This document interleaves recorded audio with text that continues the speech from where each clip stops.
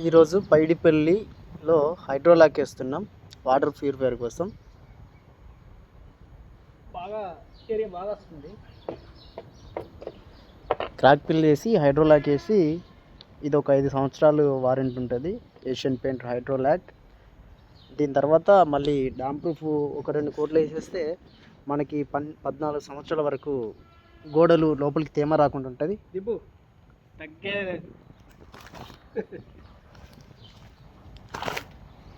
Hi చెప్పు ఆడియన్స్కి. ఢిల్లీ మన టీం చూడాలి. మన టీం బాబు